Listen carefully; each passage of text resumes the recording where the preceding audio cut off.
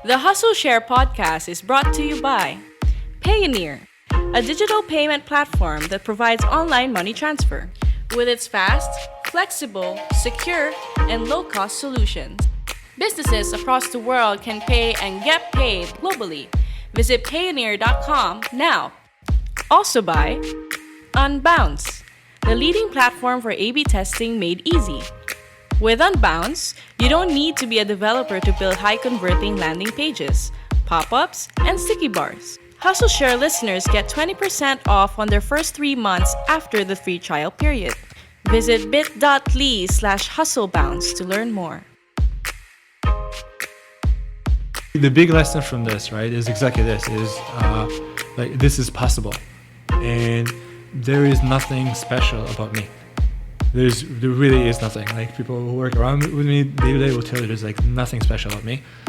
Anybody could have done this. I had some advantage because of experience, but we're gonna see bigger and brighter exits from this country, I'm sure.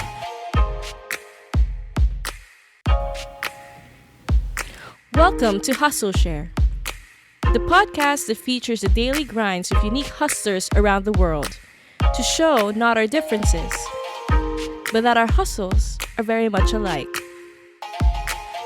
Now here's your host, Ronster Bae-pyong. Welcome to episode 38 of the Hustleshare podcast. My name is Ronster, and I'm your host.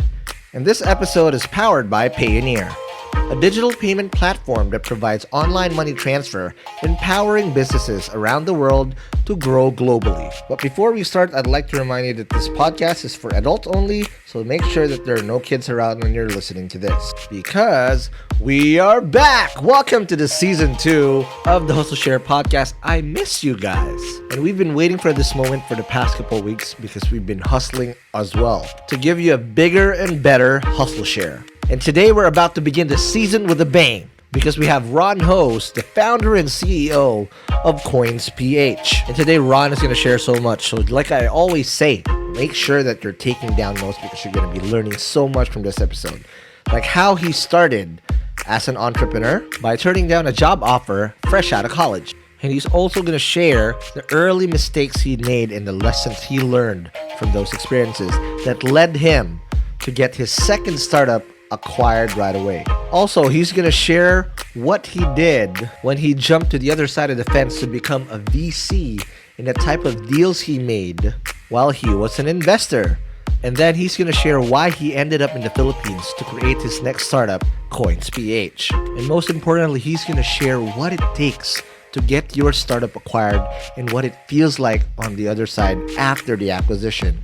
And as a bonus, he's gonna be sharing a lot of tips for all of us here, like how to properly do fundraising, how to execute fast, and what are the traits of a successful entrepreneur based on his time being a venture capitalist. So if you're ready to begin season 2 and learn the hustle behind Coinsph, let's begin this episode right now.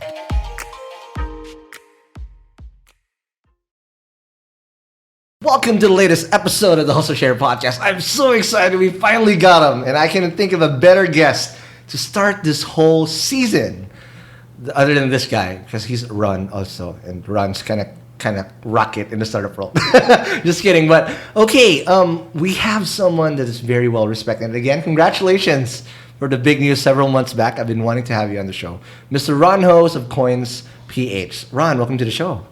Hey, thank you. All right, so Ron, real quick, as I always do in the first 37 episodes of this show, what's your hustle?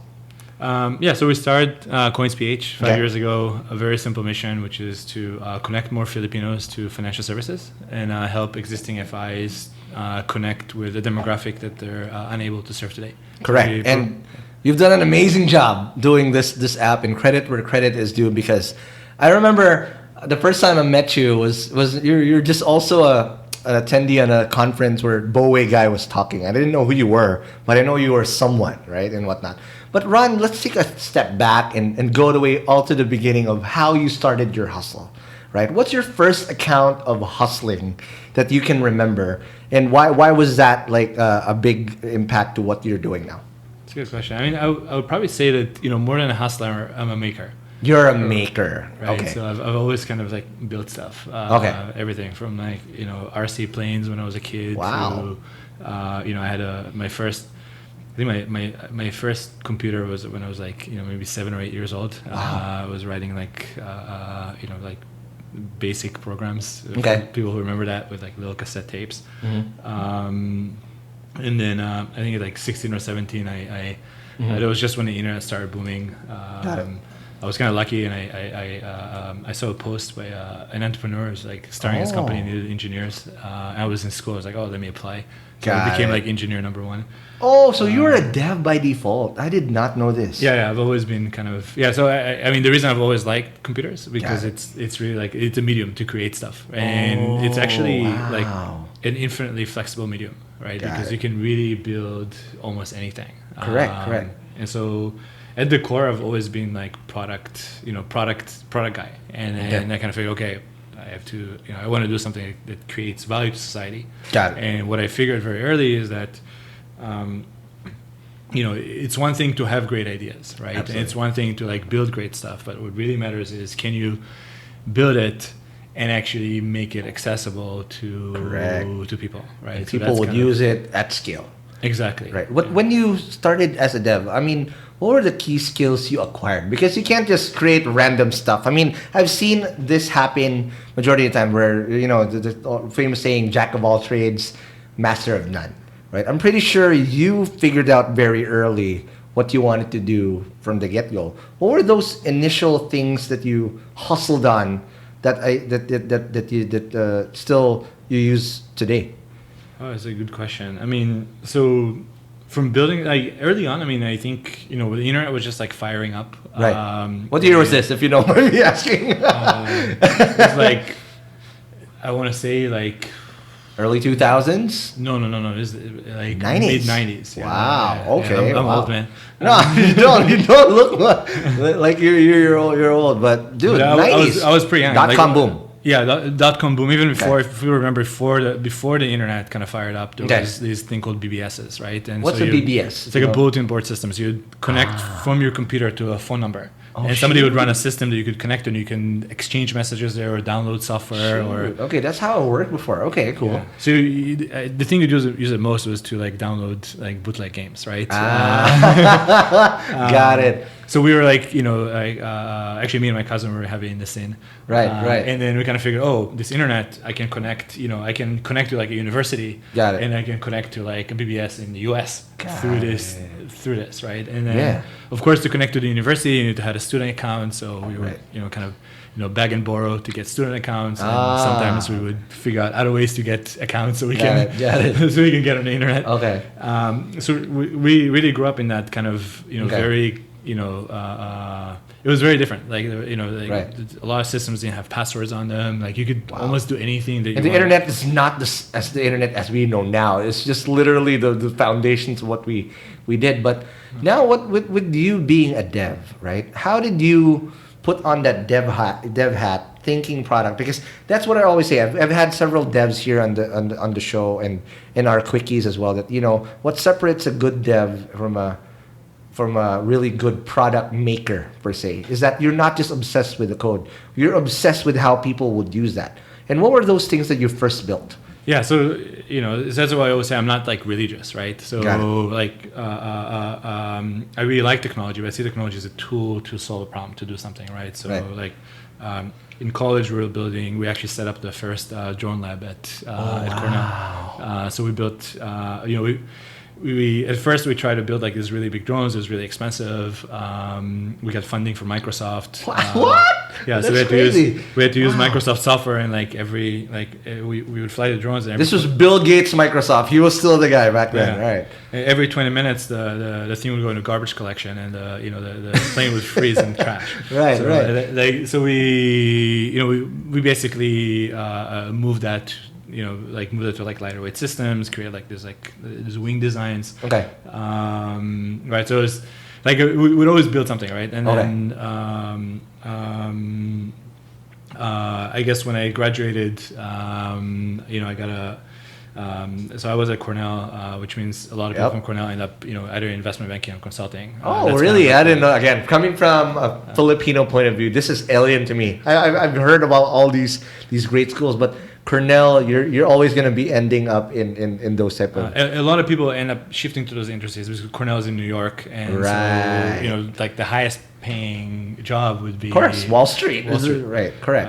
So I graduated. I did my graduate in computer science, machine learning, that type of stuff. Oh, wow. And then I got a job offer with a consulting firm. I signed.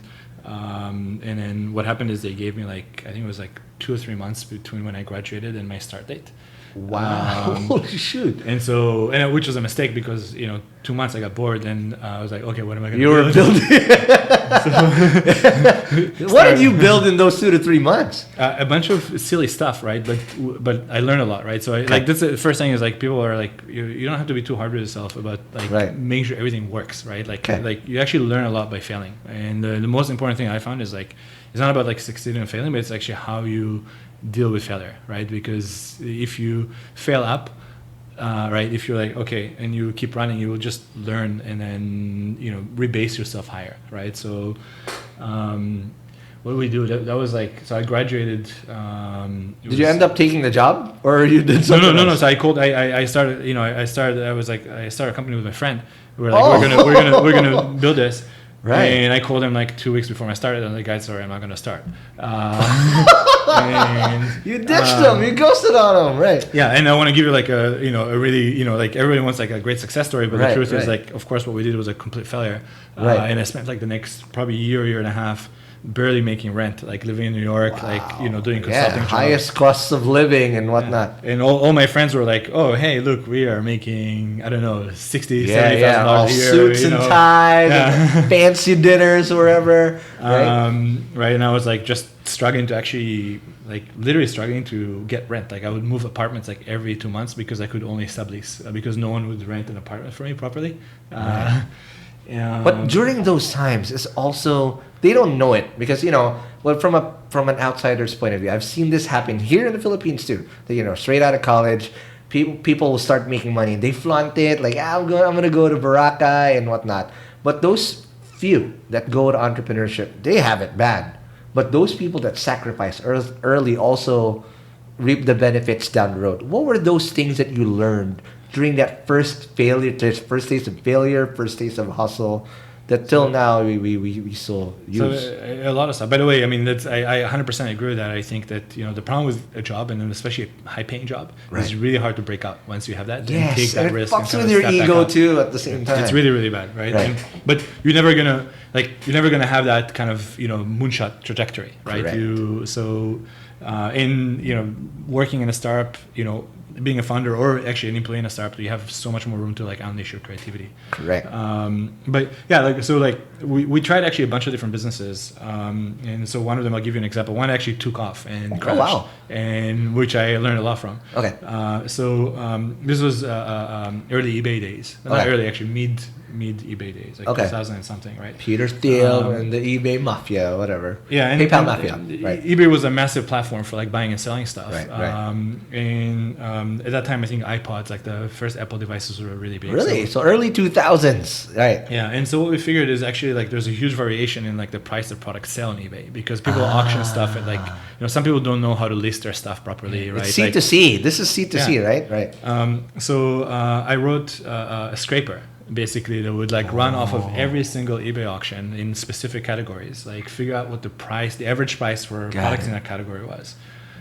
Snipe, which is basically auction and bid at the last moment on every item that closed below a certain threshold. Wow. Right. And then we would just immediately relist it. Resell it. Yeah, but we had an account that already had good ratings and reputation, and we had optimized the listing. Right. But they didn't know that you had that secret at the back that you were. Yeah, so we would basically buy 10% under, sell 10% over. Oh my right, God. over average, Yeah. right, which is distance, so 20% margin. Absolutely, right? correct. And basically, this actually took off like really fast because. And what were the items like? I mean, what's the average price of items that you were buying? So basically electronics that are very commoditized, gadgets. right? So you know Right. you're going to move them quickly. And Right. actually at some point we started selling them before we even bought them because we knew, You're gonna get it. We knew we were going to get it. And then Right. as soon as we bought it, we just put the address of the buyer. That is amazing. So I would buy Wow. one and I already have the address. So it never actually touched us. Right? What did you call this startup?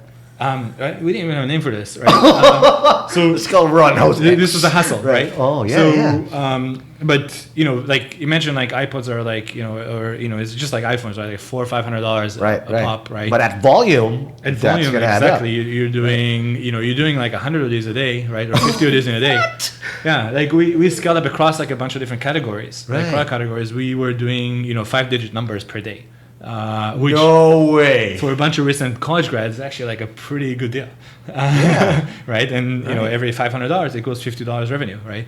$50 to $100 revenue Per day, per item. in profit, actually. Yeah. Profit Yeah, because that's clean. we had no expenses, no shipping, nothing. It all went directly. Just from the scraper doing its job. Yeah. My goodness, that's amazing. Yeah. The problem was that we'd settle all the payments through PayPal, and They flagged you. PayPal flagged us. They're like, the volume is going up very quickly. They're like, Right. show us receipts because we were actually, and like, where are you buying the inventory from? Got And it. of course, we couldn't show that because I remember this even until the late, like just a few years back, during the last few days of Party File. Same thing happened to me. It took me 6 months to get my money. And I was running out of runway already. Holy shit, that was the worst thing. yeah, it's So- the worst thing that can happen. So like customers are upset because you're not delivering. They give you negative reviews, and so you would get like one PayPal account shut down. We'd have a friend set up another one, like kind of stuff that you're not supposed to be doing, but we did. Right. And then I learned, one of my first lessons, right? Like one, never build a company in someone else's backyard, because that company was completely dependent on eBay and PayPal, right? Got That business, right? And two, in general, like when you build a business. You want to build for something that can really scale and last long. This was, an arbitrage opportunity. So it's like, look, you could build it and it would make you like, probably a few $1 million, right, over a certain period of time. But then eventually it will get, it'll close out. And so, that was a great learning experience. We made a little bit of money, but more than that, the next company, the next idea that we Right. iterated on, we've kind of incorporated that learning. Yeah, so it's steamroll. It's not really, and here's what people don't understand, that okay, whether you fail or succeed, it's not from zero anymore, because you take along a lot of the experiences and the learnings you did. Same thing I did with Chatbot.ph from Partyfile. I did probably the whole Hall of Fame of fuck ups that you can do on Partyfile. 12 months later, after I put in Chatbot.ph, luckily, again, luck has a lot to go with this too. I sold the company. There's a lot of luck, right? And that's why. And today, what I want to also share in this episode is how to be on the other side when you get acquired. But after this, Ron, after this first thing, what was you? I'm looking at your LinkedIn. You launched TalkBox, and you sold this too. This is the one that you got acquired from, right? This was acquired. Yes. Right. So, what was TalkBox, and how did you apply the learnings from the startup X that you guys did? Yeah. So first, the first realization is like, we need to look at like things that are big, things that can serve everybody, that can scale up, rather like an initial. That's product. the mindset already. Yeah, and not be dependent on any, Yeah. any other single player. Like not have like one company that can kill you, because if they can kill you, they will, right? Either they'll kill you by mistake, or when you get really big, they'll want a share of your, of your revenue. Correct. The TalkBox we started actually, it was 2005, 2006, 2007. I think YouTube was like really taking off, right? Yes. And it was kind of amazing to see that video revolution, right? Like something we didn't actually see before. And then we figured, hey, if this is working one way, shouldn't this work also two ways? Yes. Right? At that time, Apple was started putting webcams into their laptops, but no one else did, right? So went around pitching this, and people were like, "Oh, this won't work because people don't have webcams. Who's going to buy one?" But like our thesis was, look, if Apple is putting it in, everybody's going to have it in. Yes. So we made a little bit of a bet and a gamble. That's back when Apple was still the visionary. They're not the rest in peace Steve Jobs. I hope you can reincarnate some way, but good. Back then, everything that Apple really popped on was really innovative. It's not just we have a 5% whatever that's like what they're yeah, doing now. I mean, it was really groundbreaking, right? Right. This is just pre the first iPhone, Right. And so we built a prototype like very quickly. That's another thing we learned, is don't spend a lot of time on Over engineering and building stuff before you actually have like any form of validation, right? And validation can be from customers, it can be from investors, etc. Right. So we built this. We actually pitched it to one of the YouTube founders. And, wow! Which one? Jawed Karim. Wow! Oh my God! And this was pre-Google acquisition, right? This is the old YouTube. That was, I think, just post. Okay. Just So post, they were liquid. They were on the high at this point. Okay. Yeah. So Jawed and then two other investors, and they liked it. Right. They're like, "Oh, this looks like a good idea." And I actually basically got on a plane, flew out to California, Wow. put myself in a motel with my co-founder Right. at the time for we worked for like a month or 2 months. I even didn't go back home. I took like literally a single bag. Wow. And we started kind of like developing the prototype into a product, and then we got some customer traction, and TechCrunch wrote about us, and Boom. the rest That's was it. kind of- When you got TechCrunch, that's also validation right there, because this is not just a whatever little cute blog. It's fucking TechCrunch. They know their shit for you to be featured there. Now, before we take a break, last question. What did you do right in TalkBox that you think, you said I have all these learnings, but there must have been something right. Was it also timing or whatnot? What are those factors do you think that... There's a lot of different things. I mean, timing is really important. I think team was great. Actually, not just the team inside the company. The team inside the company was great, but also around us. Like we had really great investors who support us, and actually, I got a lot of my entrepreneur education from those guys. I didn't, maybe didn't realize it all as it was playing out, but like definitely after the fact, you realize, wow, I really learned so much. Right. So I think the first thing is the people. Like we had really, really great people in the company and around us. Right. The second one is we addressed a real problem. Like something was actually painful, and I think one of our early investors, called it out. And I remember like we were sitting and said, "Look, here's the thing. So long as you give people something that's easier, easier, faster, cheaper, right? Right. The markets cannot resist change. So easier, faster, cheaper. It has to be all three combined, or just a mix of both? One at least, right? So like, sometimes If you get three, that's a jackpot right there. Yeah, I mean, so different companies focus on, like for example, like Xiaomi cheaper, right? Right. So there's Easier for, I don't know, Canva, Yeah. right? Yeah. Whatever. Got it. So there's Apple probably better, right? Before. Not now. Right. But I think that was actually crucial. Is building something that was that solved a problem for a lot of people, because at the time there weren't actually any video communication platforms. The only thing you would have, even Skype didn't have video back then. Got it. So things like video chatting software, you have to like install drivers. You'd have to kind of the configure whole stuff. thing, the whole gamut before. And we just push it all in the browser so that you just worked. So. All right. Now, let's talk about the next step that you did. But before that, let's take a break. So let's talk about the next hustle of Ron Ho's after TalkBox. More after the break. Hey, hustlers. Let's take a quick break from the episode to talk about a big mistake I did early in my own hustle as a startup founder. And that's going all in on my startup without having any other source of income. Now, you might say that's weird because we talk about going all in a lot in this podcast, but allow me to tell you what exactly happened to me early on. Back in my first startup called PartyFile, I resigned from my day job thinking that I'm gonna get funded when I started winning pitching competitions, because I thought I was gonna get funded very soon. But the reality is, it took me 3 years to get funded, and I was very broke during that time. And just because I wanted to go all in, I didn't take any side hustle. And the bad thing was, I was dependent on my startup for my survival while I was trying to grow it. So I ended up getting a lot of bad deals because I was desperate. So in my next startup, which is Chatbot.ph, I made sure that I'm not going to make the same mistake. So I got into the art of freelancing. By making enough money on the side to make ends meet, it allowed my startup to flourish and get acquired in just 12 months after I put it up. But that wouldn't happen if I didn't get paid on time.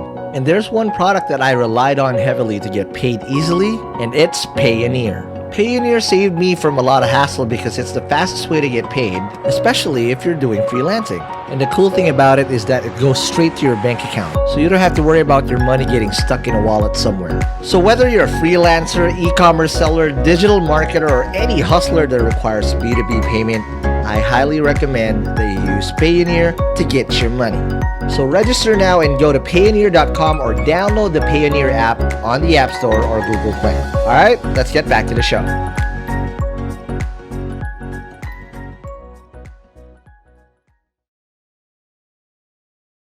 And we're back from the break. It's still, again, our season premiere for season 2, and I'm real learning. The first 20 minutes of this, I mean, almost was gold already, and we're just gonna get way, way better as we go. So, Ron, after TalkBox, were you liquid? What the exit? Was it a complete acquisition? Did you stay for a bit and whatnot? And what was that experience like, being a first time or that first time to be acquired? How was the feeling like? Because I kind of felt like that, and it was so weird when I first got acquired. Like, because I'm so used to chasing something. And now all of a sudden people call me, hey, you're a finisher, blah, blah. I didn't want to get that into my head because at the end of the day, it really didn't change much. I mean, you're liquid a little bit much, but your lifestyle probably will take a little bit of a difference. But the mindset is like, oh, what's next? That's what happened to me. What happened to you? Sure. I mean, so when I left I left TalkBox before the acquisition. Okay. Right. And I ended up joining or starting, being a founding partner at a venture fund called Innovation Endeavors. Oh, so we went from startup founder to become an investor. Okay. Yes. So when TalkBox went through the acquisition, like I actually learned one important thing. A lot of entrepreneurs need to know, which is liquidation preferences. Liquidation preferences. Okay. What does when you're that fundraising, the thing you really need to remember is whatever you raise, you actually have to pay back. Yes. Right. And that means that you can actually have an exit. But if you didn't structure your cap table properly, you might not, it might be a big exit, but you might not actually come out with that much capital. Same. That's the same thing that happened to me. And people are like, hey, Ron, you sold this. Like, dude, you look at your cap table. You follow that the same way if you're giving out dividends. Whatever you have left is what you get. Now, there's two types of shares, right? There's common shares, and if you have preferred shares, the preferred shares always get first dibs.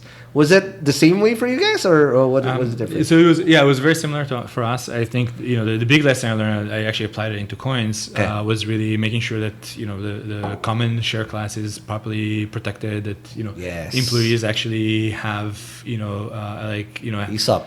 Yeah, have ESOP, like a lot of different, and there's there's kind of room, Right. There's room for the people who are working to actually to own a piece of what they're working on. Right.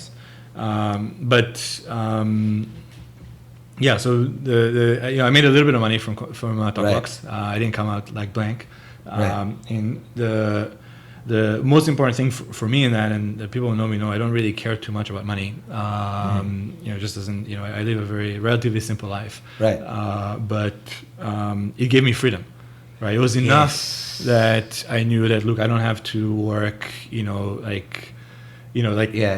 If I leave off of like a modest amount of spend, I can actually pursue my ideas. And correct. That is the thing that I actually value the most. Like, I value the ability to actually pursue whatever things. you want. Exactly. Right. Like, if I want to figure out how to clean the oceans for the next 5 years, I have the time to do that. Nobody's going to stop you because you're in control of your own destiny, and you have some resources to pursue that. Exactly. So that was the biggest value, right? And a little bit of validation, right? But the thing is, you learn a lot as an entrepreneur, but a lot of times you don't realize it until after the fact, right? So it's always hindsight 2020. Yeah, right. Like from TalkBox, I kind of went on the on the investor side. And how has that changed? How do you become an entrepreneur and now become a VC? Because we've had the hustle of a VC here through Michael Lintz of Golden Gate. Yeah. He kind of give us an idea of what they look for. How is that transition like? And is that a normal transition for people who've exited or finished per se? I think it depends on the individual. Some people, I've seen people go back to corporate. I've seen people, go to VC. I've seen people go and start another company. Okay. For me, it just actually kind of happened. It wasn't really, I wasn't actually seeking it out. Like my friend at the time was working basically directly for Eric Schmidt in his family office. Oh, wow. And then, he called me. I was like, why don't we look at some investment opportunities? Right. And so we gathered a bunch of companies and we're kind of looking through, and like it just looks exciting. Right. And I think, Eric was kind of open enough that he gave, he gave my friend the leeway to kind of run with it. Right. And it just happened. And like, I guess we kind of lucked out because we made some good bets, and then we got more trust and therefore more capital, and just like grew. And now the fund is like it's incredible. It's like one of the stronger funds in the valley. Correct. With great investments like Uber and Planet Labs and Sophie and like that portfolio innovation endeavors, right? Absolutely. So it really happened by I wouldn't say by accident, because people work really hard, and particularly Jor, who started the fund, is it's basically it's really he's done like an unbelievable job. Right.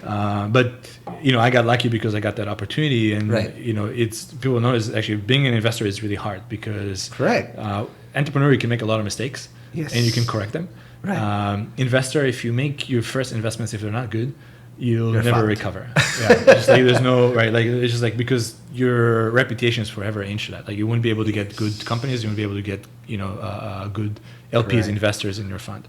So I think there was a certain amount of wisdom and a certain amount of luck, but like it taught me a lot, because what happened is, as an entrepreneur, you only see one business model, right? Whatever you're building, and you're in it. So sometimes it's hard to step out and get perspective.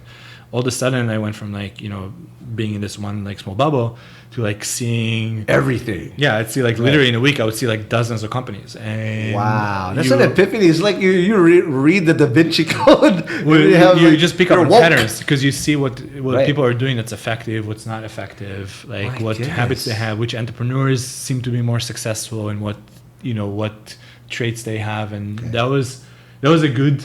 It was like a really good, just overall like learning experience for me, phenomenal, right? So the only problem was that like I said early in the conversation, I'm a maker. Right. So you really want to build shit. Yeah, no amount of like rationale on like how well this will do or whatever it is like mattered as much as like I want to be in the trenches and build shit. Right, that's the correct. Ultimately, that's where the method it draws you at the end of the day. Exactly. But before we get to your next hustle per se, what's the science and art when you did investing? Because it's not just all luck and being surrounded by good people. A lot of this had to come with numbers. Right? What were those numbers like that were important for you, without delving in too much, right? The metrics that you guys look for in order for you to consider investing in a company. Yeah, it's funny. I was just like watching this other podcast of New York, I think New York, NYU Stern, professor of who teaches like a class on valuations. Oh, okay. And he said, hey, what's the difference between like private equity and venture capital? Okay. It's like, in private equity, you invest, primarily in numbers, right? Right. Venture capital, you invest in story. So the truth is, most early stage investments, there's really not that much data. Right. It's just very early. So, I mean, yes, there's you look at early KPIs and you kind of, you want to dig and understand the trends. Right. But predominantly, you're investing in people and their vision. Right. And track record or whatever there is, or what it may be. Right. Track record is great because, look, when you get burnt and make a lot of mistakes, you learn a lot of stuff, and the next time you do it, you don't repeat them. So and you now have the holy grail, right? Like, okay, you have the formula to go back out. Yeah, look, I mean, I understand now, the value of experience, right? But the thing is, you have to balance that, because experience is not everything. Like sometimes it's actually, look, you have to have like a certain amount of like reality distortion field as well, right? Like, most great companies are built on something that other people are not seeing. And if I knew a lot about financial services, I would probably not start a company in this space. Correct. Because I would know all the problems, all the challenges, Right, compliance, security, like there's so many different things that when you look at it, you're like, oh, this is, this doesn't make sense. Okay. And that would actually inhibit you from trying. True. So I think you have to have that balance of, like executional experience is valuable, Right. but then you have to be also dumb enough to, to put your bets down on something that And be crazy enough to fucking do it. Exactly. Right. Yeah. Okay, now Ron, after the investment gig, I remember, yes, when in that Bowie talk, you were labeled as an investor. How the hell did you end up in the Philippines, and why were you here, and how did you decide, all right, this is where I'm going to do my shit, what were the factors, and how did you come up with the idea of coins? Yeah, I mean, so I've gone back and forth through my career, and I've made angel investments in other companies, Right. and I've done both, like Okay. worn both hats of entrepreneur and investor. I think actually being an entrepreneur and suffering through all of it makes you a great investor because you can understand and be empathetic to founders, and not just think, oh, why are you not driving the numbers? Right. Like you understand exactly the battles that they're fighting every day. You'll walk with them through the yeah. trenches. But I mean, so look, so I was at IE, and I kind of knew that I wanted to go back on the entrepreneurial side. Okay. And I mean, I knew I wanted to build something big, Okay. and I knew I wanted to build something that had like positive, like social impact. Yes. Right? Not just. I've always been kind of, Right. always knew that I wanted, like, actually my first idea when I was in college, like, oh, I'll build a big company, I'll make a lot of money, Right. and then I'll go and do some charity stuff with it. Ah. Right? That was like, right? Philanthropist Ron Holmes. And then I realized actually no, like I might never actually make a lot of money, Right. like because like startup entrepreneurs, there's a certain amount of luck, right? Correct. So I may never actually be financially successful, Right. And why wait? Like I need to do now what I care about. Absolutely. Right, because that's the only way you can actually stay motivated when shit is hard is like by working on stuff that you. There's a higher calling beyond the numbers, beyond Do you believe the thing that you see on a daily basis. Exactly, that's really really important. Like passion is really important. Like it's just Right. like if you have been through coins for the past 5 years and you've seen like the trials and tribulations we've Right. gone inside, like everything has happened. Every form Yeah. of crisis and fire, and like if you don't really fundamentally like care and love what you're doing, Right. you wouldn't survive that. You would one day you'd be like, okay, forget it, time to go home. And so that kind of drove me. I was like, I kind of realized, hey, I should not wait, to build something that's successful and then go and do something that has that impact on the world. So you want to do it now. I should just combine and make Okay. sure that whatever business I'm building actually has That's real both, impact. right. And that's how I kind of so I started kind of looking around, and actually Right. I mean the truth is I took a vacation, a short vacation. It was supposed to be like a 2-week vacation. Here? To Thailand. I went. Oh, Thailand. Okay, it's pretty close, right? Yeah, I went for a yoga retreat, and then I kind of realized actually, I can take more time. It's like nothing like that like forced me to go back. So I ended up, Right.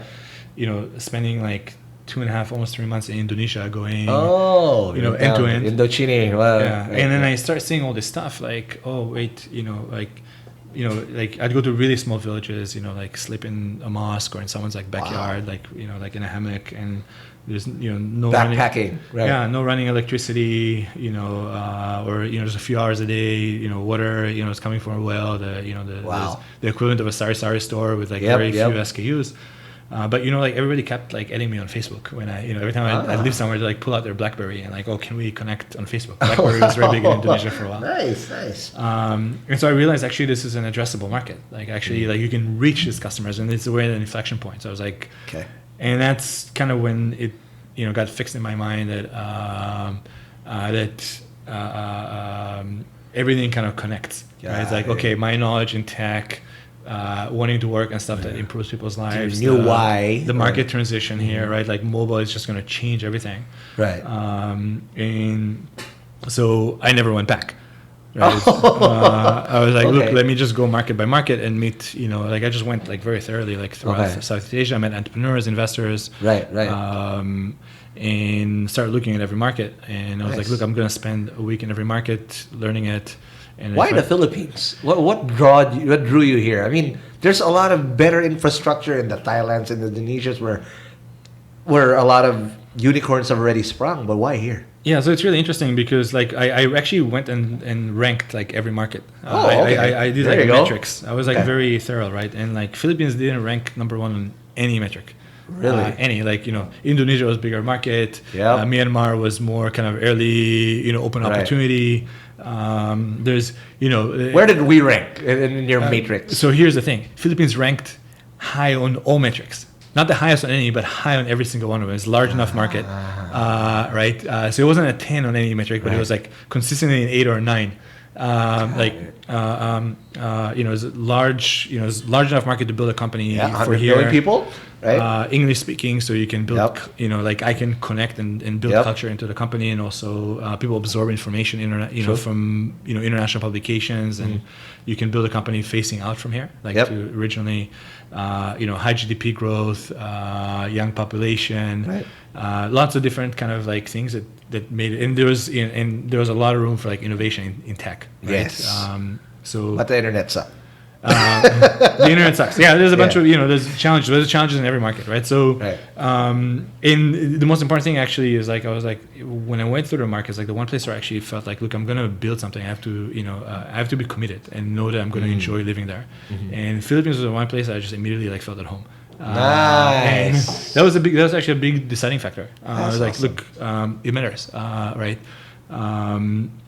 And so so I was like, I'll spend a month in the Philippines. Okay. Is that the time where I met you as well in that Bowie talk? That was So around, that was crucial. Yeah, that was around Right. that time, or maybe like that was like towards the end of that month, I think. Oh, wow. But to be honest, like I spent like I think like 2 weeks going around and startups and meetups, and got to know the guys at Idea Space and the Right. guys at Globe, and like I already knew. I was like, okay, like this is it. This Like is it was it. like There it you was just go. like so clear, and like you see the speed of the economy is growing. Nice. And at the same time, people are still kind of lacking access to all these like very basic services, right? So Yes. they're not really enjoying the full benefits of that economic growth. And I still am a strong believer that that mobile and internet are Right. kind of they're leveling the playing field in that Right. sense, right? So yeah. So how did that's the how I ended up here. Coins It's a long story, idea? but- How did the Coins idea pop? Was it because crypto, the Bitcoin boom was starting around 2012, 2013? Was it? I mean, 2014. Why Coins? And you said the market was there, the problem was there. Why a crypto app? Yeah, at so first? so I spent a bunch of time studying the market, trying to figure out what opportunities there are, and Right. the one thing I knew is I want to build something that helps everybody, right? Got It's it. kind of cuts across, right? So, I was working with Runar, my co-founder. Yes, Runar, right? And we're looking at all sorts of opportunities, and Right. actually, we didn't even think about crypto at all. Oh, it was just okay. kind of a side thing, because it was at that time I think it was like going between like $10 and $70 or something. Yeah. A coin or something. Like Fluctuating. that. Boom, boom. Yeah, and it was Right. like and we're just kind of like, oh, this is cool, right? And And it was very noisy. Here's one hustler we had on the show too. John Bailon was even like, oh, you know what? We were very petty and stupid. We were trying to fight with Ronos early and whatnot. But look at you guys now. I mean, you got acquired. He's got funded and whatnot. So, but you guys were very, very pivotal in pushing this community forward, especially here in the Philippines. yeah, so what happened is like we were playing around, right, and like just ourselves, like buying, selling, those type of things, and then actually we didn't really think about this as a business at okay. all. And then I remember I actually went out. It was Christmas, and I went to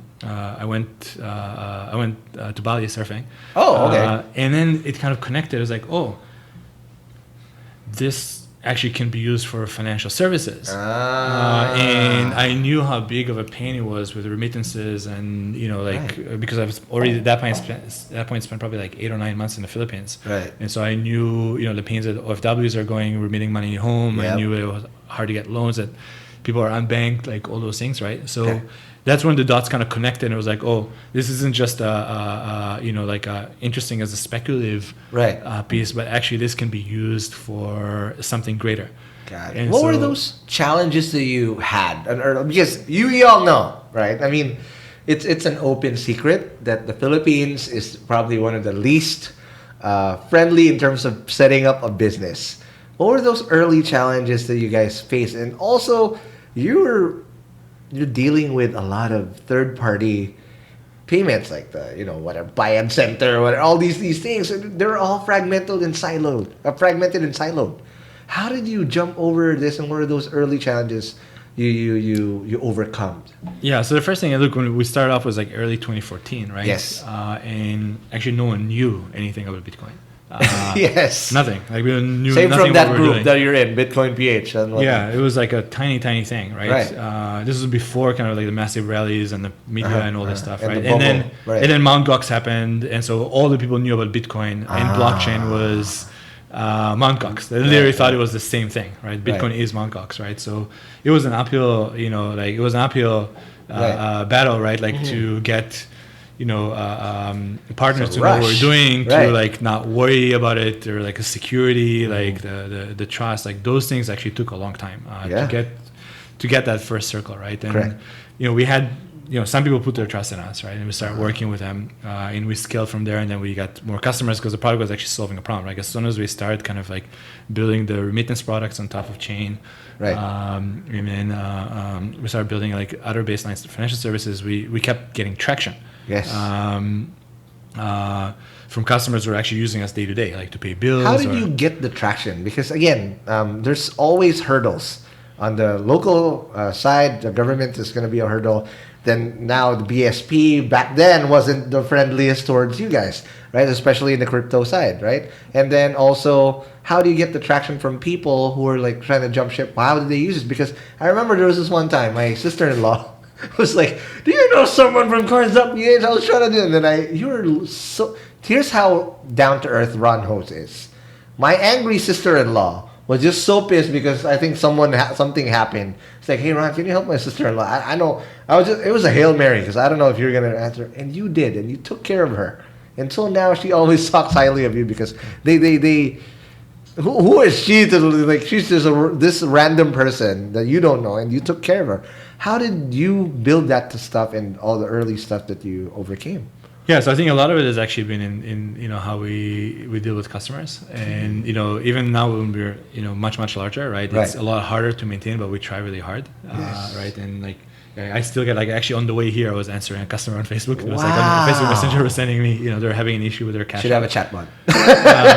I'm upselling you something. But it's not to say that I can always answer everything that people send us, and that we always do a good job, but we try to do a really good job. So I think that piece, like actually being there and being attentive, and if you're in the company, like you see the threads like on our internal Slack when there's when customers complain, like we really take it seriously. So we know we're not always going to be able to do the right job, but we really always try to do it right. That's in the core of the company. So that's build trust. It build trust with customers. It build trust with partners.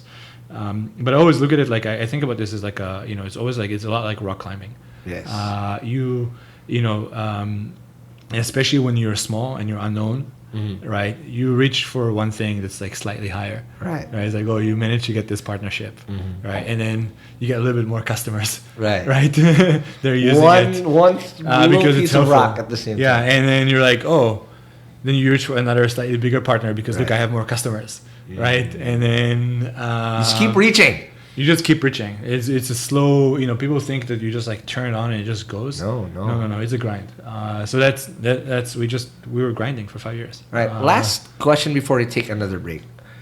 Team. Let's talk about team, because I mean now you have like a cheat sheet, because aside from you having that experience and now seeing all these things from being an investor, what are those things that you learned from that experience that you built? Because I've seen a lot of people fuck up on this one. Scaling prematurely. Now you have a big payroll, you have a high burn, and then you can't sustain. All of a sudden they have to, scale down or lose everything, like how I did. How did you scale this team, and what were the key hires you had? Yeah. So, again, I think people who work closely with me will know that, if I really care about something, right. I'm going to be like very strict on it. I don't compromise at all. Okay. Stern. Yeah, and sometimes it's difficult because people don't understand why I'm so adamant about something. Okay. Right, but it's experience, right? And seen this happen before. Yeah, so recruiting is one of those things. Okay. I just we cannot lower the bar. I don't care There's if the we standard, will go right. 3 months without hiring like an engineer. Okay. Or 6 months without hiring engineers, but I'm not okay hiring somebody who doesn't, meet the bar of What's the bar? It's fluid, right? But it depends on the role and the function. On a general term, how would you define that bar like? So, look, the first thing to know is, look, the value of your company is the value of the people that you have. That's really, there's no other way around it. Like, there's no company without people. And that really what actually defines your success is who you're able to attract and work with. And once you dilute that, it's one of those things that, like, it's literally like dilution. Once you add water into the mix, you're never going to condense it back. Correct. And there's an old saying, like, these are things I learned in my first startup, right? Like, hire slow, fire fast. Right. And, A players being A players, B players being C players. It's really true. So it's like once you kind of let culture slip, bringing it back is very, very difficult. True. And so the answer is, like, we are, there's a few things I look for in the people that I hire, right? Okay. There's no big secret, but it's just, look, I like to work with people who are smart, creative, and are passionate about what we do. It's really simple. And usually I look for telltale signs. Like, I look for, like, in the resume, did they go to a great school, right? Okay. Did they work at a great company? Okay. Did they build a great product? It doesn't have to be all three. There's a lot of people who didn't go to college who are, like, awesome. Oh, wow. Right. There's a lot of people who haven't had a single job, who are going to be great for us. Okay. But usually if they didn't get a great job, and they didn't go to a great university, probably they have, like, they built, like, a startup, or they've, they tried something. They have, like, an open source project they've worked on. Like, they have that drive, right? So, like, my belief is that people have drive, by the time that, they're kind of, they're starting their career, they've already, they're already kind of manifested into something that they've done. There's a byproduct of it already, So I look for those signs, and I highly bias towards hiring those people. Awesome. And we now have a recruiter, and, like, when she came on board, like, she was, I'm assuming she must have been, like, very frustrated for the first, like, month or 2 months because I was, like, shooting down every single hire that we got because I'm like, look, I don't, it doesn't matter to me how many heads we have to fill. But you have to be very anal. We have to get we have to get to the quality, and eventually the thing is, if you wait, eventually you get to it, right? Absolutely. And this is a very refreshing thing because I've seen a lot of people, again, that's probably why, because they just wanted to fill the fucking seats, unless you don't know the people around you. You don't have that strong culture. The more important thing is they don't know you, and if they don't know you, they they will not trust you, and they will not walk with you through fire and water. And I think we all like to think we do a perfect job with culture, and I think we're very far from that. There is, like, a lot of gaps in our culture as well, things that I need to fill.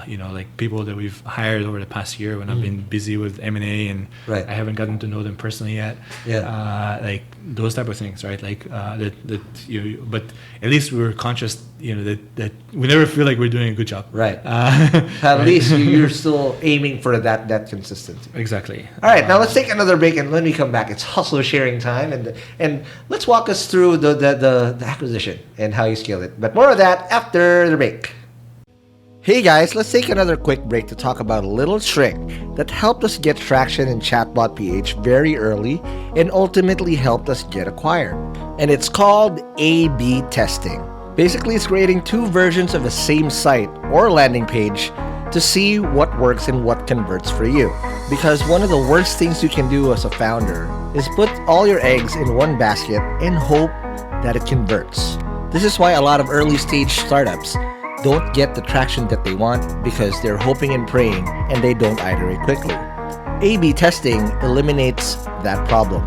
So now you can really see which part of your site converts by giving different designs to different sets of users. And I'll tell you right now which platform we used to allow us to do this. And it's called Unbounce. Here you can now create two sets of your startup's landing page and see which one really converts for you, so you don't have to keep guessing if people actually like your site's design or not. And the cool thing about this is also it does not require you to be a developer, so you can literally put up a site very quickly. You can now also use this for your pop-ups and sticky bars. But hold on, because I'm not yet done dropping bombs out here. Because we found a way to give you unbounds long-term after you do your 30-day free trial. Just go to bit.ly/hustlebounds to get 20% off your first 3 paid months, so you can run better experiments long-term. And I'm not trying to bullshit you here, because if you go to chatbot.ph, we're still running unbounds for our website. So go ahead and check it out to use the power of A/B testing for your startup.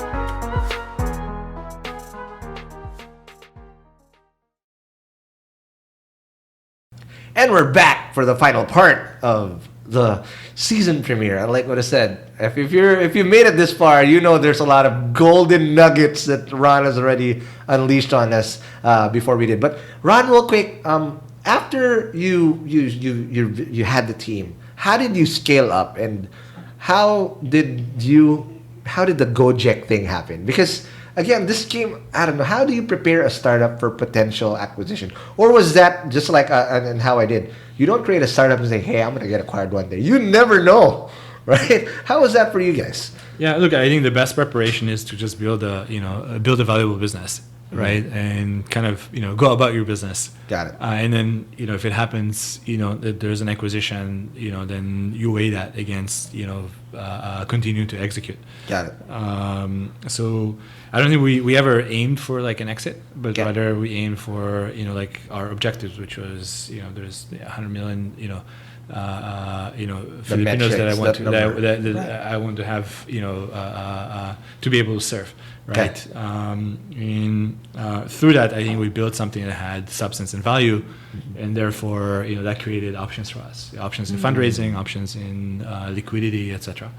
Got it. And then, we made some decisions. I think, so there's two pieces here, right? It's kind of like, where you direct your business, right? What are you aiming for? And the second one is like how you actually grow to get there, right? Correct. So we're going backwards. Right. But in general, I believe, look, there's two types of like scenarios in life. You get extremely lucky, right, and you have like an outlier event. Like a lot of times, like people like I don't know, they raise with a presentation, $100 million before there's any type of validation, right? Or they get, something gets acquired like way above value because like there's a certain like environment that gets created. So you see those happening some of the time, right?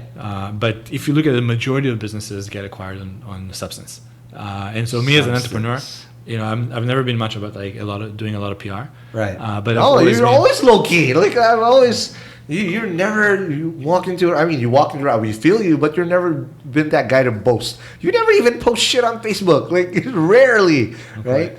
People just hear about like, oh shit, here Ron did another Ron host move again and whatnot.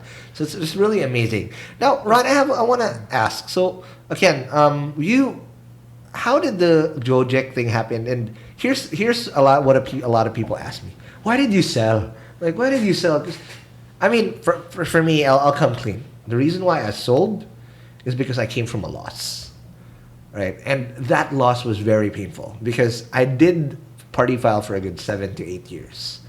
And I felt like, dude, how does it feel to win? Right? And I said, okay, I have a good opportunity where I still get to run the company. A lot of the control I still had was there. I still get to do it the same way. I wouldn't have this type of office if had I not sold, because my business is B2B and people never pay on time. And I'm always catching tail. I said, you know what? I just wanted to feel how to win. For you, why did you decide to sell? Or why did the acquisition? Why did you want to do the acquisition? So I think there's a variety of factors you look at, right? And I always look at it like in as CEO, you actually wear a lot of hats, right? Because you're CEO, you're founder, you're a shareholder, and you're basically employee, shareholder, and director, right? Yeah. So you have to look at all these, together, right? Okay. And I think and like I said, like when I build a business, I really think about, like how to improve my operations, how to make sure my compliance is good, how to make sure that, our marketing is effective, and, all our funnels are efficient, and those type of things, right? And so when I look at an acquisition, I look at it. It's not different for me than a fundraising round. Correct. Right. Actually, Absolutely. in fact, we were actually fundraising at the time. Right. Same. So, I was raising funds, and then acquisition is on the table. Like, why the hell not? Right. yeah. So the only difference is actually that there's exchange, larger exchange of shares, right? Correct. In ownership. So then the question becomes like looking at it from each one of these perspectives. Does it make sense, right? Yes. And Fit. a few things I realized, like one, we're in a business that is, competitive and getting more competitive with, large players that are coming into the market with like very massive war chests, like, Right. Like Ali and Tencent. Right. Right. So I think everybody knows at this point, like Gcash is basically backed by Ali, Right. or is really Ali. Yeah. In the Philippines. Mint. That's what they call it, right? Yeah. And then, you have Paymaya that's, heavily backed by Tencent. Right. And so, it's kind of a quick realization that, look, in order to continue building this, I'm gonna need a very heavy balance sheet, right? Like not not raise like another $20 or $30 million, or raise another $200-300 million. Yep. Right. You need a real treasure chest because you can't compete with the big boys with a little cute machine gun. Exactly. Right. The second thing is like, look, it's good to have like synergetic use cases, right? So being a telco helps, having a transportation arm helps. Like, Right. those things are actually help build a business. So I look at it from the business perspective, Okay. right? And I was like, actually, this shareholder might be actually like a more appropriate shareholder because they have, They're a unicorn. Go Jek is a unicorn. Come on. they're able to capitalize this business over Right. time and stay competitive, and as being part of like this larger piece, like actually I can grow the business more. Sure. Right, I can provide more to my customers, etc. So from that perspective, it made sense, right? Okay. Then I looked at it from the employee perspective, actually, right? Okay. Like, or in shareholder perspective, Right. right? And so I believe that there's windows, right, for this type of things, right? Got it. So we had this window, Okay. which would have opened and closed, right? So if I went and fundraised, right, and this comes back to like the liquidation preference and Right. the cap table structure, and people like you need to understand you have to pay back what you take, right? Correct, So, correct. Like I'd actually we'd run the company pretty lean. We didn't burn that much money. Nice. And so, but for this next stage, we would have needed to raise another $100-200 million. Oh my God. When you raise another $100-200 million, you actually have to pay it back. So now, in order for the shareholders and employee shareholders to actually see something back, right? That would have now had to be like $1 billion exit, right? Correct. Or, in that window, you don't know if that could open in 3 years or it could not open. And especially in a very volatile market like crypto, where things can go south real quick, the same way it did in 2018, right? I mean, though that's not your business model now per se, but there's a component of that as well there. Yeah, there's a lot of pieces that aren't predictable in Correct. the market, right? And a lot of risks, right? So from a shareholder perspective, and as a CEO, I actually have to represent their interests. I said, look, Yes. I think that this is a good time to make sure that my investors actually ride a win, because yes, they could make a 5 times bigger win, right? But it would take like another X number of years, right? Correct. With a good amount of additional risk. To get there, and then at that scale, like who are your potential like partners Right. or acquirers? So right? a lot That's of question either- marks still. Right. Exactly, and my view is that this industry is going to be, because it's driven by so much capital that's flowing in, True. right? Like look, Ali and Tencent are not going to live this as a profitable business for the next like 5 years for sure. They're willing. This to is bleed gonna out be lot a of money. burning thing, but again, it's a market share game. That's why. Exactly. Right? So there's rationale in there's rationale in de-risking the shareholders. There's rationale in the business itself benefiting from having access to like Makes a lot of basically sense. this larger umbrella. And then finally, I mean, I think, look, I think it's good sometimes to just like when you're playing, at high stakes, sometimes Right. it's good to just like hit the marker and be like, okay, let's ride a win. Right. And there hasn't been that many exits from the Philippines. Amen. Let me give you a fist bump in that. We No, need the- these little wins. So, I mean, a lot of what I did, like for example, I totally agree what you were saying. It's a sure win. You're at a poker table. You have a good loot, and you still get to play and you still get to achieve. Same with chatbot. I know this is going to be a long game. When we started this out, 2018, 9 times out of 10 people don't understand what the fuck a chatbot was. And I know it will take time, especially with AI. AI is sexy now, but they don't understand the fucking pain you have to go through just to have a really good AI built, right? Yeah, it's hard. It's not easy. My God, right? So same. Yeah. So look, in my head was like, look, if I just go by personal ego, right? Yes. Like, okay, I'll run to, I'll be able to write unicorn and, Right. because I'll raise money at a high valuation, right? But then, at some point, basically, I'm actually gambling with the faith of everybody who's worked with me, right? Like people worked like so hard for like 5 years, right? And same mentality. Oh my God. I had the same thing. I don't want to risk my people's lives where they can have something sure. Where prior to this, every fucking month, I was chasing money just to get payroll. And it was always a photo finish.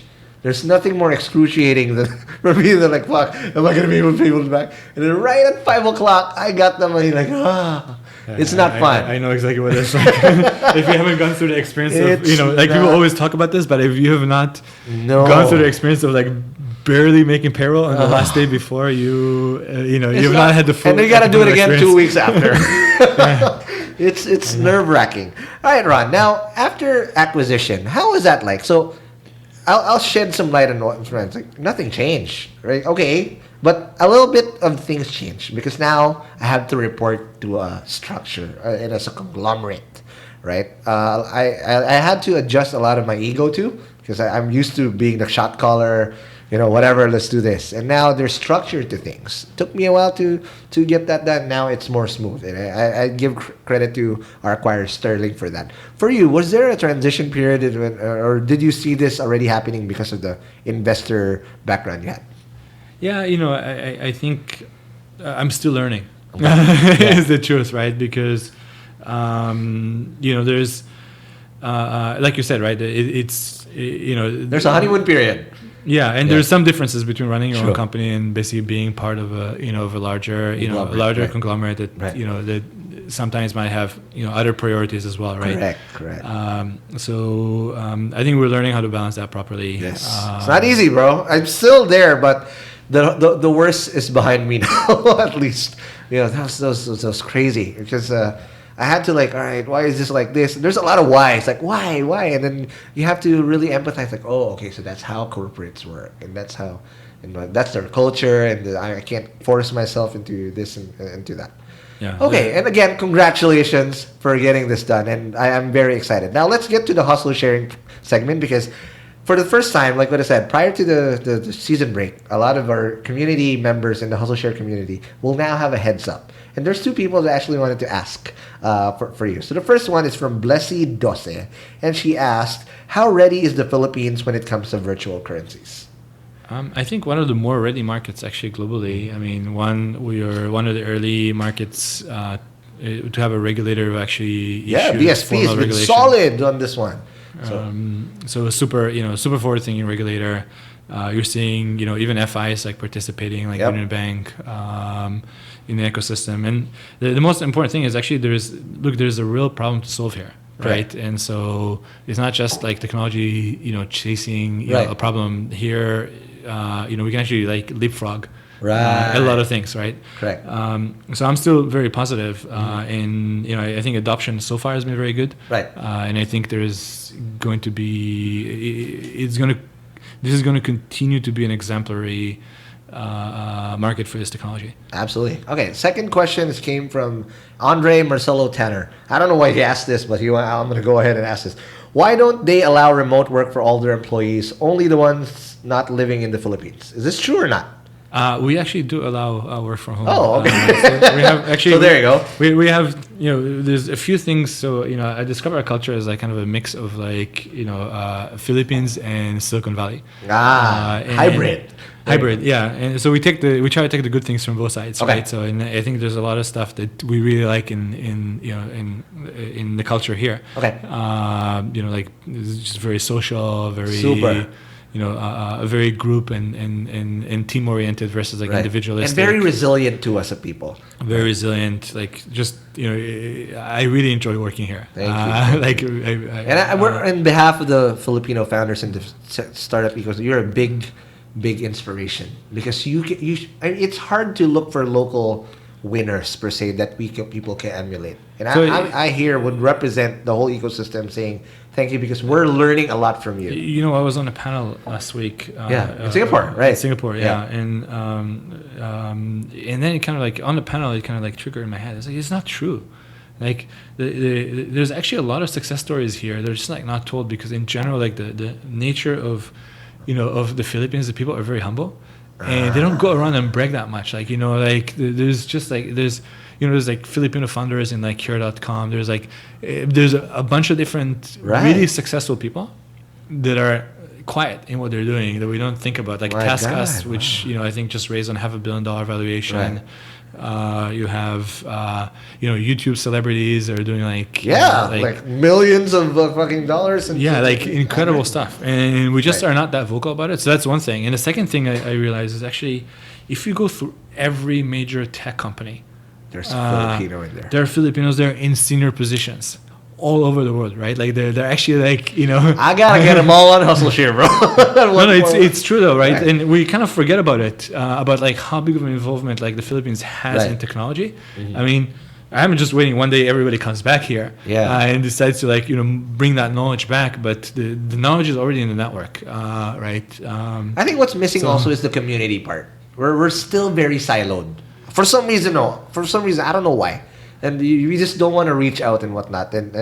Or if there is, it's not enough to really push things forward. That we don't go out of our way. We catch up, hi, hello, whatever. But we don't go out of our way to fucking help somebody else. I don't know if that's true, but again, that's just me. I think we're just still early days. And yes, you can look to the left and be like, okay, Indonesia is growing faster, bigger unicorns, blah blah blah. But none of them have exited yet, so we don't actually know what that really means. Yeah. And sometimes like look at the central bank in the Philippines. Right. They are they're careful in how they drive the economy. Yes. There's no big no gambles. No big gambles, no big swings. Right. And so, let's just see what happens in the long run. Right. That's my take on this. Let's just see what happens in the long run. And at the end of the day, like when you compete, you don't look to the sides, you run your pace. So that's that. So run your own race. Don't look right and left, and then you'll all of a sudden you have a pity party. We have a really good set of cards here, right? Absolutely. So on the work for home stuff, right? In general, how we set up our culture is that it's all performance oriented. So we actually have unlimited vacation days, like all those things, right? And but it's tight. Look, if you're not going to show up to work for the next 4 weeks, you're probably not going to perform. Especially if you're, don't be messaging me. I'm on Bali and Seminyak right now, right? Yeah, then that's an issue, right? Or if you're, if you're in, operations and you need to be there, dealing with a bank or whatever it is, then you have to be where you have to be, right? So that's really how we gear it. Okay. Now, in terms of performance, you mentioned performance. We can't measure performance without metrics. What are those metrics that you care most about? Yeah, that actually ties back to your earlier question, which is how we grow. And that's the thing, is people always I think not always, but a lot of people think that growth is just like it's a curve up, but it's not. It's like a zigzag going up. Correct. Of many small experiments. And like a Richter scale, actually. Right. Yeah. So the two things that I think drive good growth for companies that I found is one, very fast experimentation. Basically, look, if you're gonna try stuff every every day. Something new, like change a campaign or toggle, right?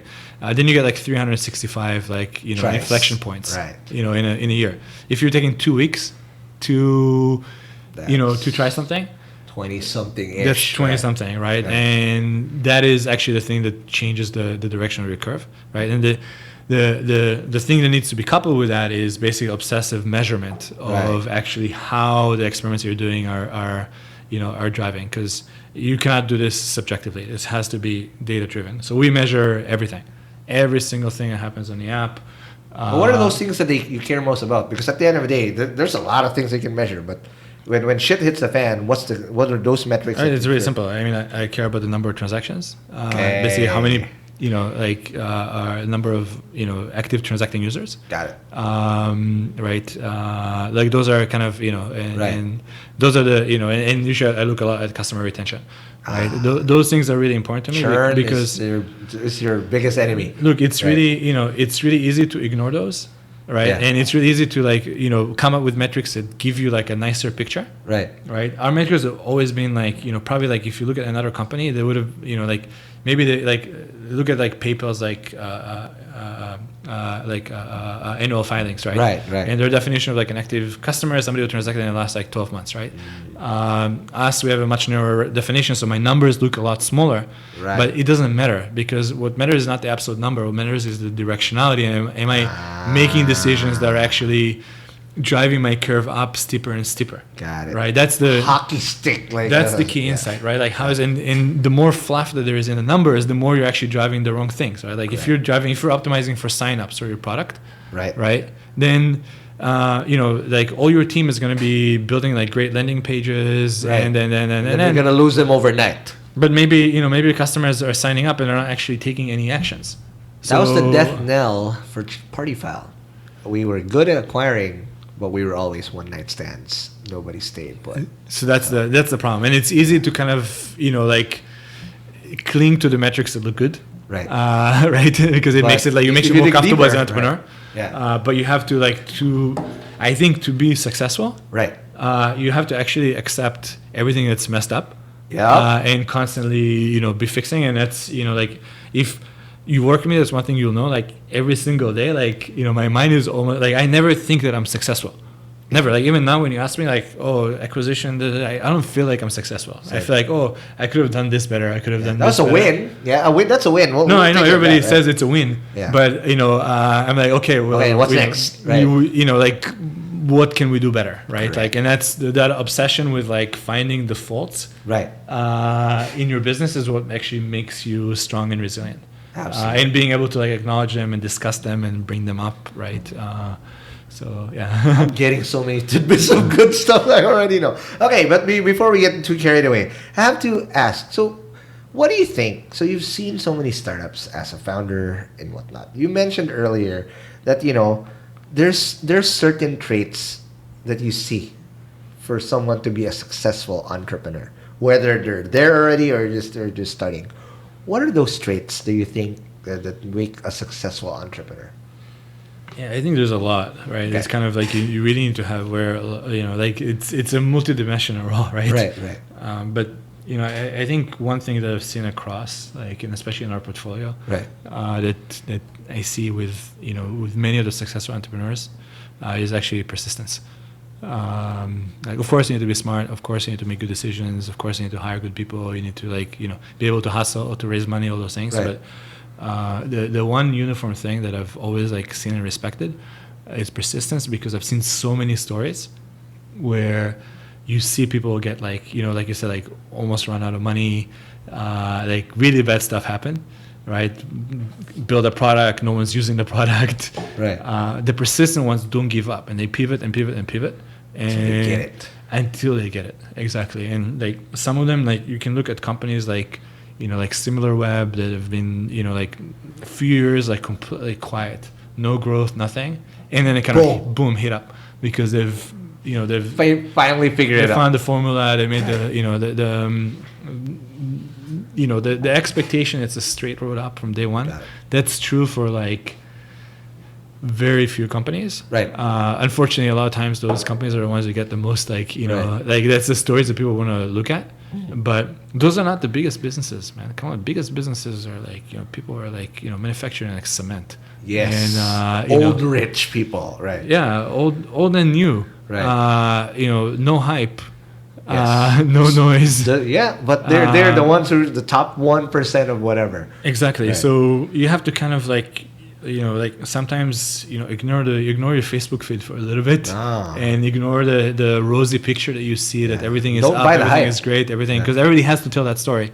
But when you go inside, It's There's usually a- it's correct. usually fires and problems, and people,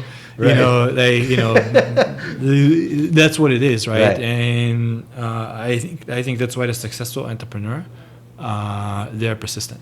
Absolutely. Okay, now Ron, I have a question in terms of fundraising. You've done this so many times, both from both sides, and which is very, very impressive as an entrepreneur and whatnot. And you're one of those few startups here, or probably the only startup that's still alive and kicking now, that's got invested on by Kickstart and IdeaSway. That's why they're both celebrating when they were, you guys, like, oh, finally they're co-celebrating something, right? But what are your tips for fundraising here in the Philippines? Because of course we can always talk about fundraising abroad, but it's specifically a little bit harder if you do it here.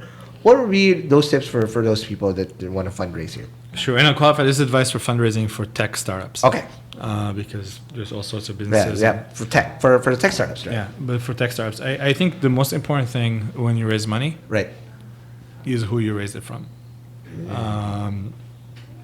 You want to, it makes a significant difference. I mean, Got it. your investors are a part of your team.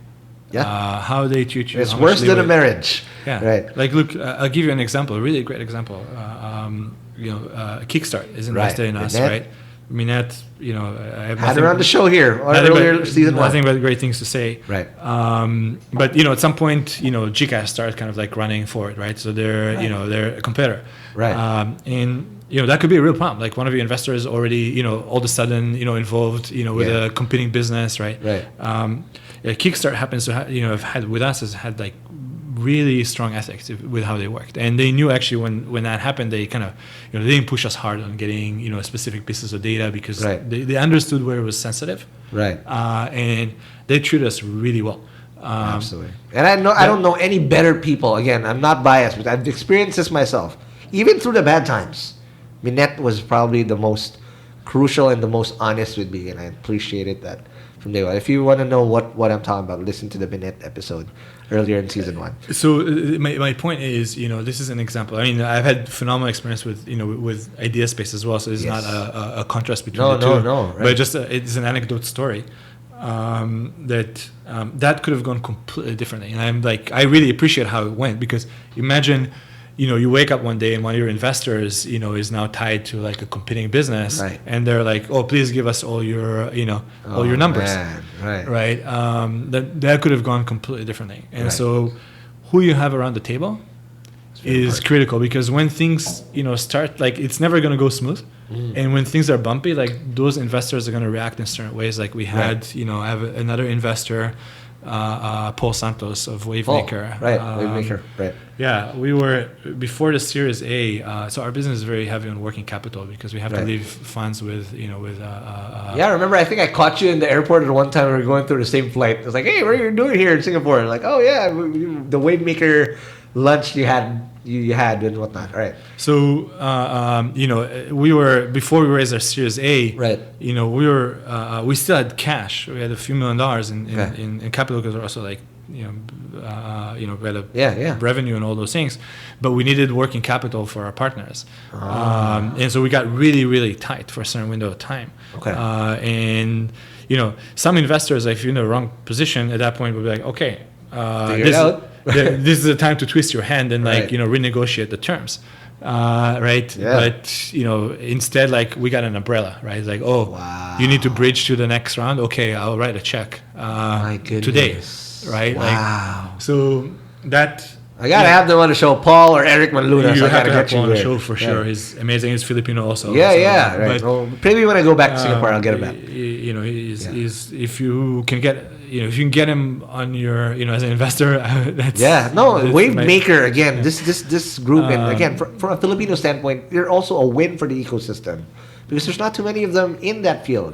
Wavemaker is would be a good VC in any country. They're just they're phenomenal. But what I was gonna say is like those things make a difference, right? And like that, like Paul has long eyesight.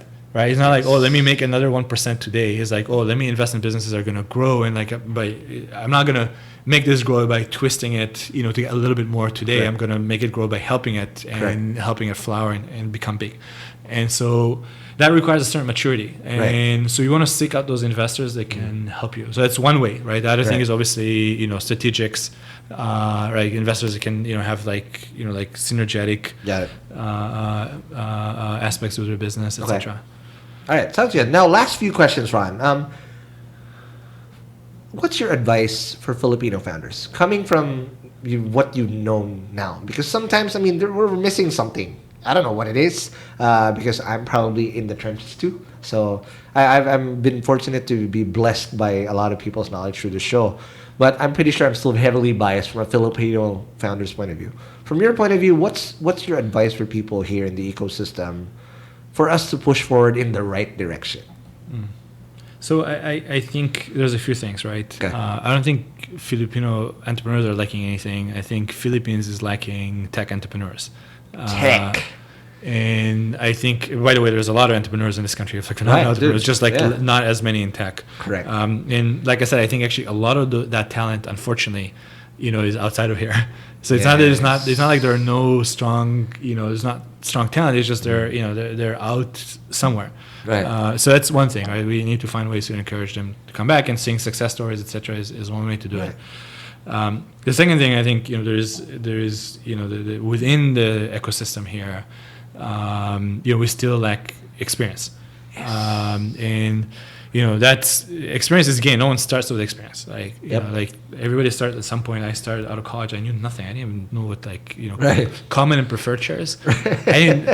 When I started my first company that got funded, I still didn't really know the difference between those two. Oh, right? wow! No one starts from the end. Right. But one step at a time. Yeah, but what's really helpful, what makes an ecosystem, is having a lot of people with experience together. They can because then it kind of feeds off and more people gain quickly, right? Yeah, pay it forward. Don't be a fucking island and now I made it here. No, right? You have to help the next generation. Right. That's for sure. And I think that piece actually, the more concentration of strong entrepreneurs we get here, right, the more that knowledge is actually going to seep through.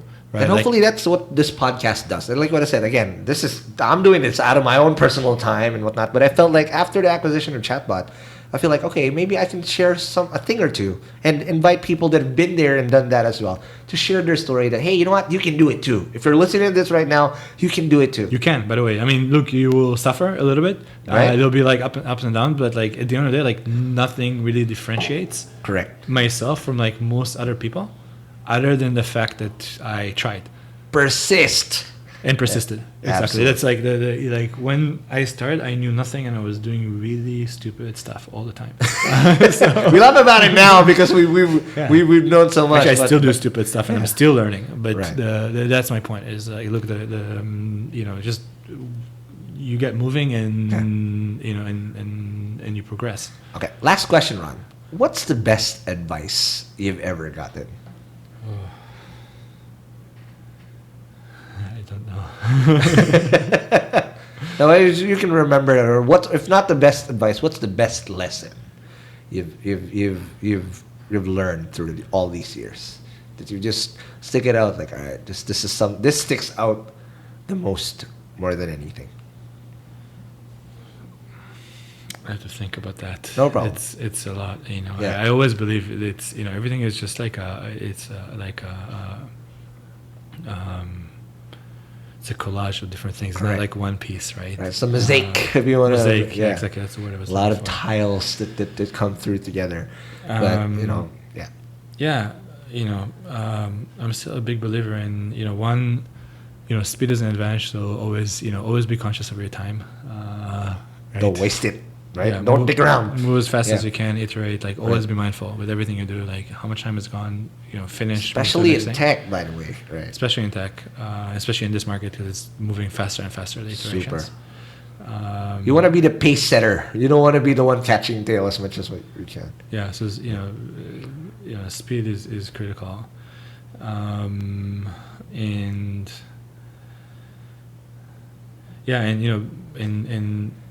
I think the other thing, is accept that failure is a part of success, Yes. And what makes you successful is basically how you handle and recover from failure. Like we mess up all the time. Like there's so many things I've done wrong. Right. Or like just with this business, so many things. And I'm like looking Right. back, and sometimes you know right away. Like you deal with a person the wrong way, and you're like, shit, I messed up. Right. You figure out like the same day, and just recovering from that, and being humble. Yeah. Get back up. Right. is important. Absolutely. Like, knowing that knowing that at the end of the day, you can try really hard, but we all suck. Hey, you got to try again. just try Don't again, stop, right? Exactly. Right. Yeah. Okay. Again, thank you very much, Ron. Oh my God, this has been probably no. I'm not trying to fluff it out here, but this is an amazing episode. I think I couldn't think of a better season premiere for season 2 on this one. Also on video. So if you're watching this on YouTube, you can check it out. But Ron, lastly, what can they expect for Coins.ph from this point on? Yeah, I mean, so we're still on the same mission, right? Which is to grow and provide services. Big partner now too, right? We just launched with Western Union, and we have Go Jek as a massive partner. Awesome. There's a few other partnerships we'll be announcing this year that I'm quite excited about. So stay tuned. Yeah, we're just getting started. Our mission is the same. And best of luck, because we're all rooting for you, because we all know that this is eventually just gonna help the country, because this is homegrown, which is the beauty of it. It's a hybrid of what you you brought from your experiences abroad, but also has a lot of what we have here in the Philippines ingrained into it. Okay, guys. I will say one thing, right? The big lesson from this, right, is exactly this: is like this is possible, and there is nothing special about me. There really is nothing. Like people who work around with me day to day will tell you there's like nothing special about me. Anybody could have done this. I had some advantage because of experience, but we're gonna see bigger and brighter exits from this country, I'm sure. Absolutely. Again, thank you very much, Ron. And if you guys like this episode, please don't forget to follow us on whatever podcast app you're listening on to this.